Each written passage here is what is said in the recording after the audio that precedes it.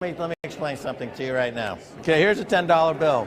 This is garbage. This is garbage. Your people in South Africa, you have your rand, right? That's going to zero. That's going to zero. This is going to zero too. Euros are going to zero. The yen's going to zero. The Chinese currency is going to zero. It's all going to zero against Bitcoin. If you don't understand that yet, you're going to be impoverished. You're going to be on the street. You're going to be begging. You're going to be out of business. You're going to be toast. Max, do you know that it's a criminal offense to tear up? Do you know that with the Bitcoin I have, I can buy any freaking senator or congressman I want? I make the laws. He who has the Bitcoin makes the laws, Rand. We're not going to just sit around and let the goddamn congressman tell us what to do. We've got the capital. We make the laws. We've got the Bitcoin. They don't. We got it. They don't. Do you understand? I got you, Max. I got you. Thank you very much. Boom. What is up, and welcome back, everyone. Boy, did Max Keiser look crazy in that video clip, but after today, he's not looking so crazy anymore, is he? Neither are any of the other people who have been behind the same thought pattern and ideology for the last 12 years.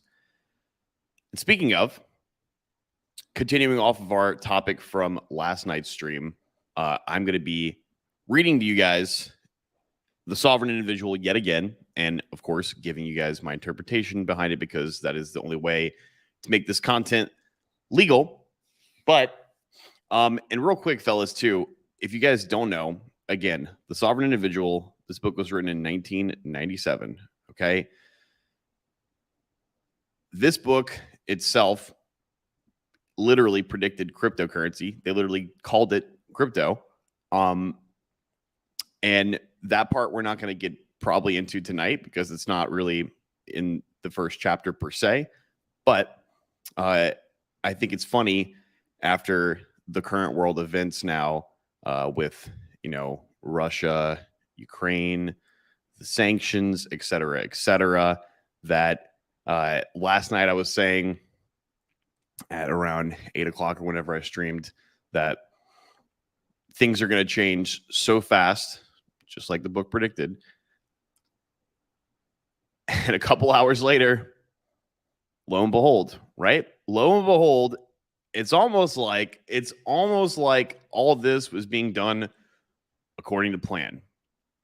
No, I'm not going to say what this is, but when it gets down to it in the book, I'll do my best to relate the book, which again, 1997, to current world events. So, guys, shall I just get right into it? Should I just put it back on the stream right here for you fellas over here and just get right into reading? Why not, right? Why delay any further, guys?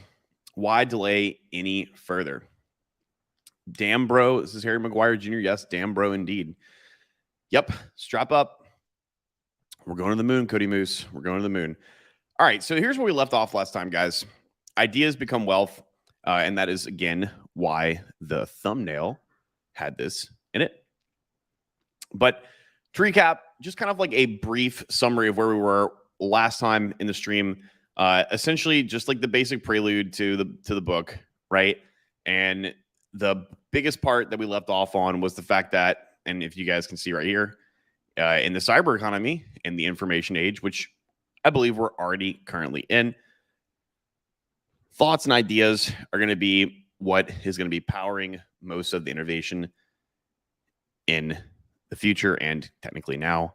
And it's not really going to matter like what you look like. It's not going to matter. Hold on, let me do my Backstreet Boys voice.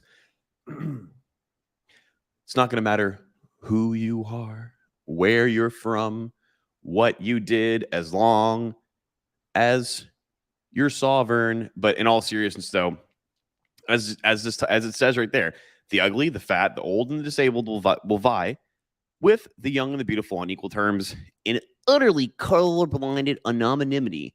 And that's because, like, if you're whale number 7210, nobody knows like what you look like. Nobody knows who you are. They just know an address, right? Maybe a pseudonym, right?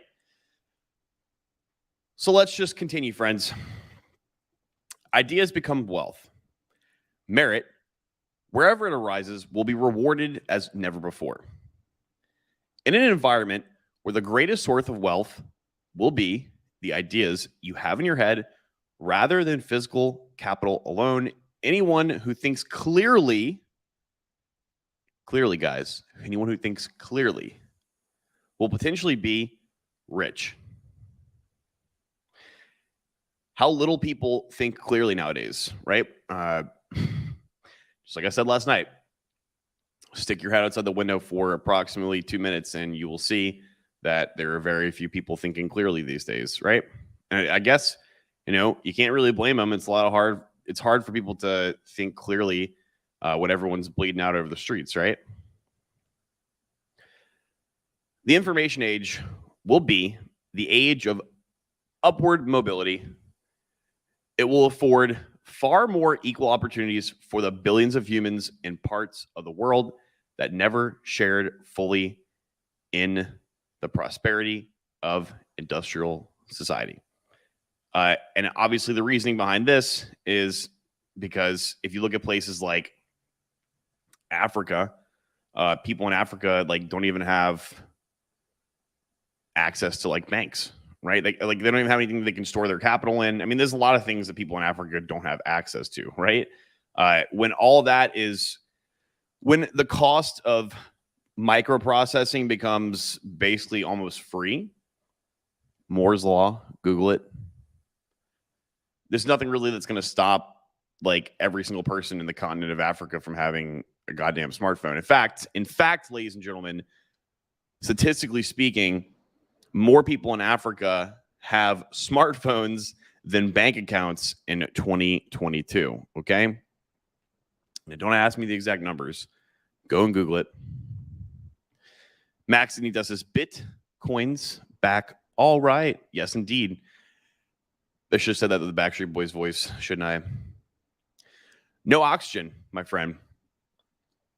I hope we have oxygen. I need oxygen. Sheesh. The brightest, most successful, and ambitious of these will emerge as truly sovereign individuals. So this is the first time in the book where they actually use that phrase, sovereign individuals, okay? And I guess we can discuss what does it mean to be a sovereign individual? At least in current times, current context, to be a quote-unquote sovereign individual would mean that you're completely independent, okay? You're independent in your ability to financially procure money. You're financially independent.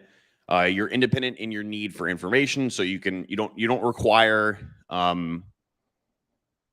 you don't have to pay $100,000 to go to a college, university to learn a skill that can allow you to be financially independent. And speaking of, may as well, since we're here. Speaking of, guys, once again, I'm coming to you as your friend Bernie Sanders. Once again, as your friend Bernie Sanders, I am here to offer you guys an offer that you can't refuse. But in all seriousness, though, Bootcamp X is indeed still open for enrollment. I say still, but it opened yesterday. If you guys go to developerdirection.com, go to the About. Actually, don't go to the About page. Go to Browse Courses. This guy right here, sign up. You have until the 27th, which is Sunday, to go ahead and do that. But yeah, in all seriousness, though, instead of me being funny about it, guys, if you are one of those people who maybe you hate your day job, maybe you work as a server, maybe you don't have the means to be financially independent, you don't really have a skill, and you're not really interested in learning plumbing or something like that. Not like there's anything wrong with learning plumbing or any of those kind of trades, because those are actually pretty necessary too. If you don't believe me, wait till there's poop coming out of your toilet hitting you in the face and tell me that you wouldn't pay whatever amount of money that you could pay to ask for a plumber to stop said poop from coming out of your toilet and hitting you in the face. But if you're interested in learning something that you can get a job or source of income that you could be financially independent in and also location independent, then this is the course for you. This is going to be 4 weeks. This is the first time we've done just a 4-week course in about like 8 months. But the whole point of this course, guys, is if you don't want to come and stay for the year and you want to do something quick and affordable, come in. We'll teach you the basics of coding with 2 languages, and we're going to kind of like basically explain to you guys that if you know one language, you're going to know them all. One ring to rule them all. And then get you guys set up with a resume, a coding portfolio, and at the bare minimum, a game plan going on afterwards if you aren't staying with us for the whole year to go about and continue and prospect for a job and or income. But back to what I was saying, because we were talking about financial independence and ideas.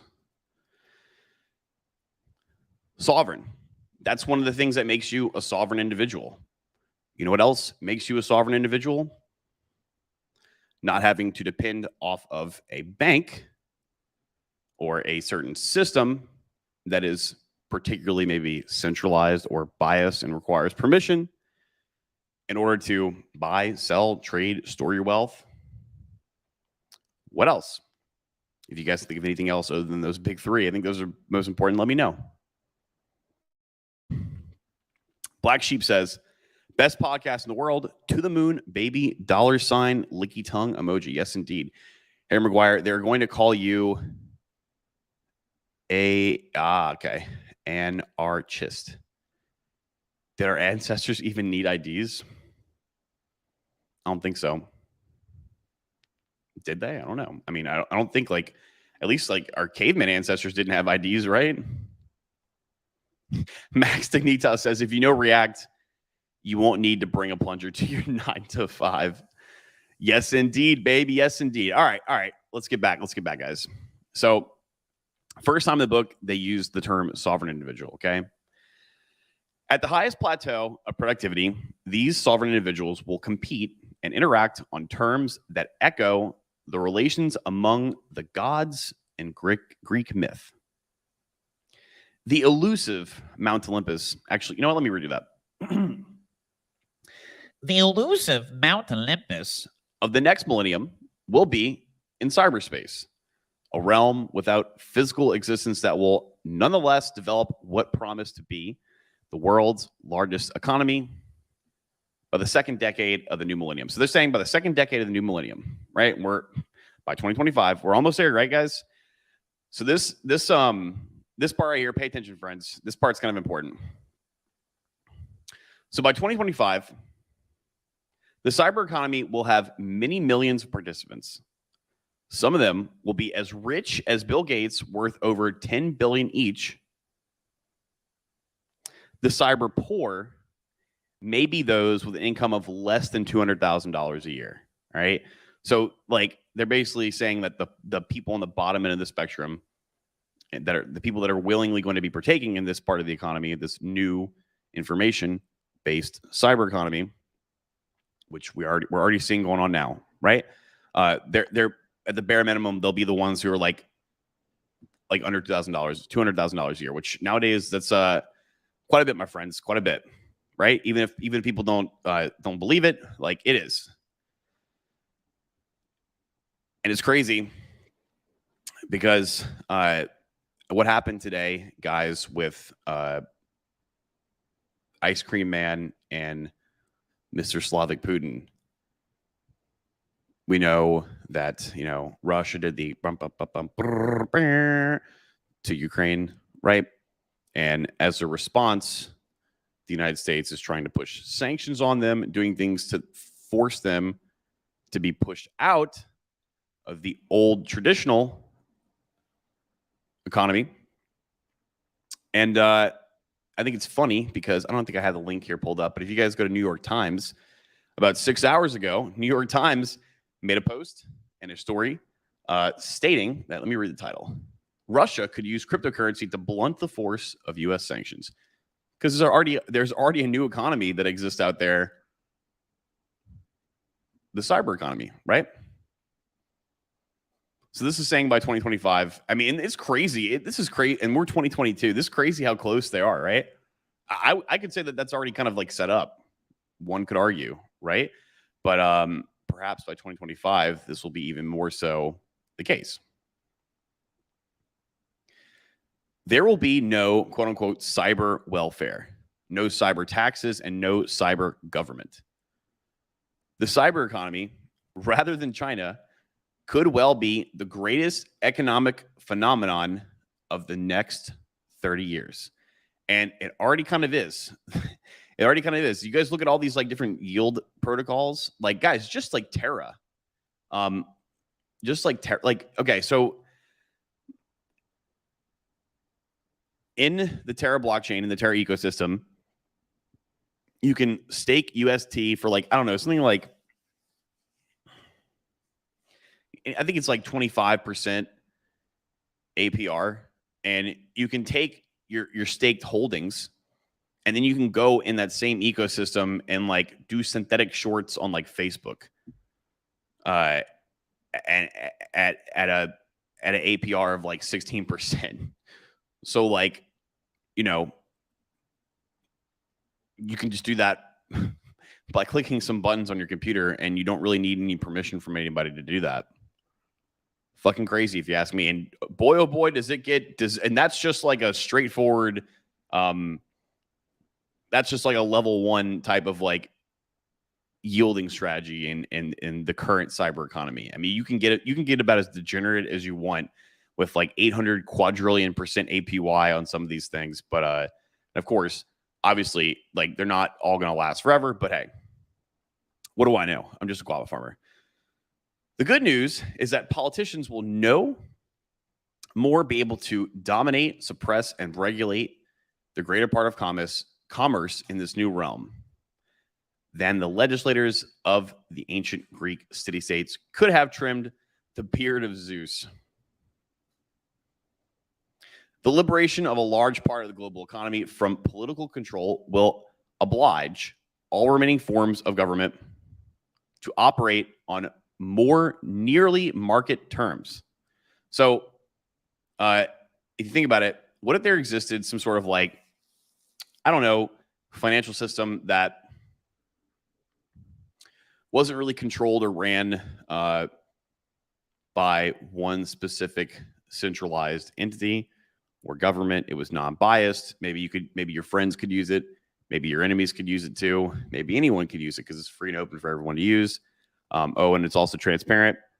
And it would require, just by nature of how it is, everyone to kind of play along, because you can't just steal this form of wealth from the other country. Like you can't just like bomb them and steal it, because if you were to bomb them and they died and they didn't give you access to this thing that they're using to store their wealth, and then it would just go poof. Or it wouldn't really go poof. It just wouldn't be able to get it. You know, that could make this sentence become true. Harry Maguire Jr. says, so who wrote this book? Let me show you, Mr. Harry Maguire Jr.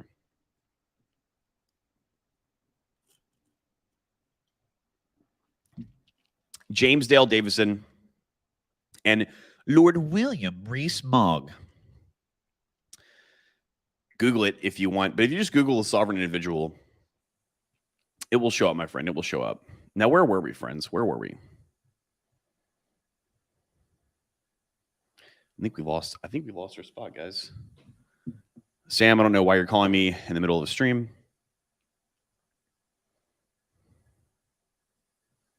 There we are. There we are, friends. All right. They will ultimately have little choice but to treat populations and territories they serve more like customers and less in the way that organized criminals treat the victims of a shakedown racket. So I guess that they're implying in this book that governments currently treat their populations like criminals, criminal victims of criminals in an organized shakedown racket. No, definitely not, right? Our governments love us. JP says, was just reading this earlier, 100%. Yes, indeed. This is a good book, dude. This is a good book. Everyone needs to have their dose of The Sovereign Individual at least once in their life, right? Beyond politics, what methodology described as the province of the gods will become a viable option for the individual, a life outside the reach of kings and councils? So just imagine if you could just, like, I don't know, be free, be sovereign, be left alone, live your life, do your work, make your money, accomplish your goals, live the kind of life that you want to live without having to have someone like some guy named Uncle Sam or something like that, whoever that is, wanting you to hand over your money to him regularly for some unknown reason, and also breathing down your neck and forcing you to do things you don't want to do, and then stopping you from doing things that you do want to do. Just imagine a life like that. Well, if you can imagine it, just know that this comes true. It's not too far away. First in scores, then in hundreds, and ultimately in millions. Individuals will escape the shackles of politics. Wouldn't that be nice? As they do, they will transform the character of governments, shrinking the realm of compulsion and widening the scope of private control over resources. So you mean allowing people who own their home to actually own their home, to not have to give certain amounts of money to some group once a year because of it, something called the TAX tax. Yeah, that's right. That's right. The emergence of the sovereign individual will demonstrate yet again the strange prophetic power of myth.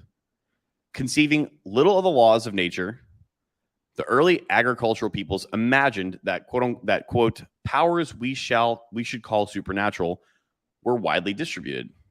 So they're talking about, like, back in the day, people used to think like all these these god folks would have powers, and like this, Thor, Zeus, whatever. These powers were sometimes employed by men, sometimes by incarnate human gods, which I guess like Thor is like that, right? Who looked like men and interacted with them in what Sir James George Frazer described in The Golden Bough as a great democracy. When the ancients imagined the children of Zeus living among them, they were inspired by a deep belief in magic. They shared with other primitive agricultural peoples an awe of nature and a superstitious conviction that nature's work were set in motion by individual volition, by magic. Individual volition, excuse me, guys. Magic. In that sense, there was nothing self-consciously prophetic about their view of nature and their gods. They were far from anticipating microtechnology. So obviously these people didn't know, like they weren't like thinking about like iPhones, right? Duh. But that's because it didn't exist yet. They couldn't conceive what an iPhone was. They could not have imagined its impact in altering the marginal productivity of individuals thousands of years later. Of course, imagine trying to go back in those times and trying to explain to somebody what an iPhone is, right? Like, hey, you can just communicate with anyone, anywhere in the world at any time. Oh, and also any piece of like information that you want access to, you can just use this little thing in your hand. Who would have figured, right? They certainly could not have foreseen how it would shift the balance between power and efficiency, and thus revolutionize the way that assets are created and protected. Yet, what they imagined as they spun their myths has a strange resonance with the world you are likely to see. Pretty crazy, huh, guys? Like,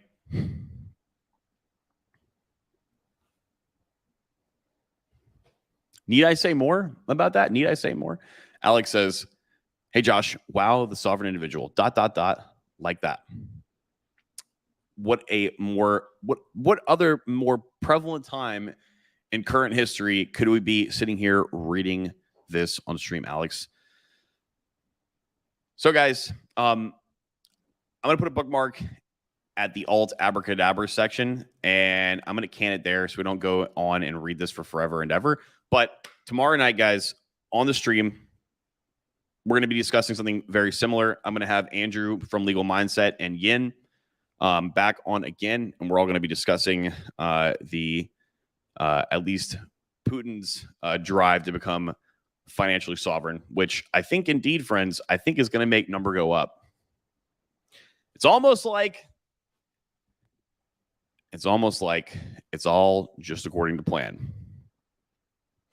I hope that was educationally packed for you guys. Don't forget, Bootcamp X, if you do want to learn a sovereign skill, developerdirection.com. Enrollment closes on Sunday, the 27th. And that is it. I'm out. See ya.